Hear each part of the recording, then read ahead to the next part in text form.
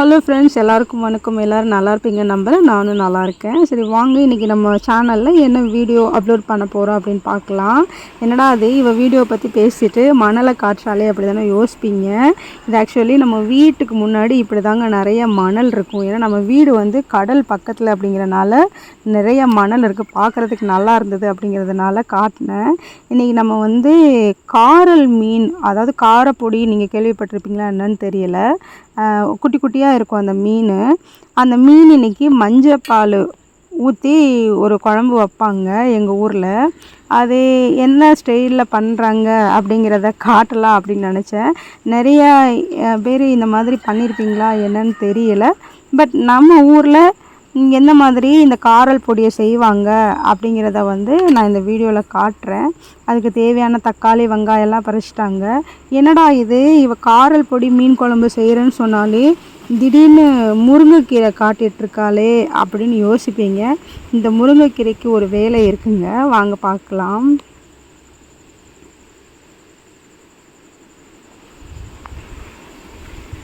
As usual நம்ம வீட்டில் வந்து எப்போவும் கூட்டாஞ்சோறு செய்வோம் இல்லையா, அதே மாதிரி இன்றைக்கி வந்து கூட்டாஞ்சோறு செய்ய ஆரம்பிச்சிட்டாங்க வெளியில் அம்மா. அடுப்பில் எண்ணெய் வச்சு கருவேப்பிலை, அது என்ன சீரகம், சோம்பு, அப்புறம் வெந்தயம் போட்டாச்சு. அப்புறம் பாருங்களேன், எல்லோரும் வந்து எண்ணெயில் மிளகாய் பொடியை போட்டு வதக்குவாங்க. ஆனால் நம்ம வீட்டில் என்ன பண்ணுறாங்கன்னு பாருங்கள். எண்ணெயில் மிளகாய் பொடியை போட்டு அதுக்கப்புறம் தண்ணியை ஊற்றி நல்லா கிண்டி அதை கொதிக்க வைக்கிறாங்க பாருங்கள். கொதிக்க வச்சுட்டு அந்த காரப்பொடி மீன் இருக்குல்ல, அது காரல் மீன். ஆக்சுவலி நம்ம ஏரியாவில் வந்து அதை காரல் மீன் அப்படின்னு சொல்லுவாங்க. நாங்கள் வந்து காரப்பொடி அப்படின்னு சொல்லுவோம்.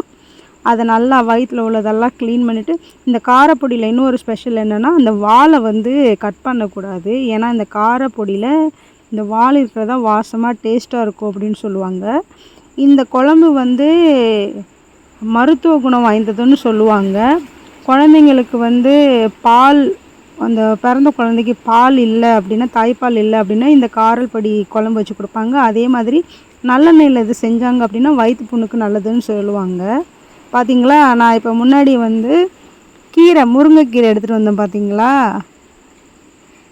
இப்போ பாருங்கள், இதுக்கு தான் நான் முருங்கைக்கீரை எடுத்துகிட்டு வந்தேன்.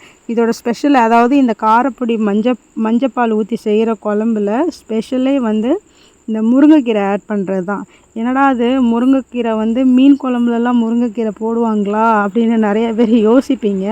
பட் இந்த காரல் பொடியில் முருங்கைக்கீரை போட்டால் ரொம்ப டேஸ்ட்டாக இருக்கும். நீங்களும் உங்கள் வீட்டில் ட்ரை பண்ணி பாருங்கள்.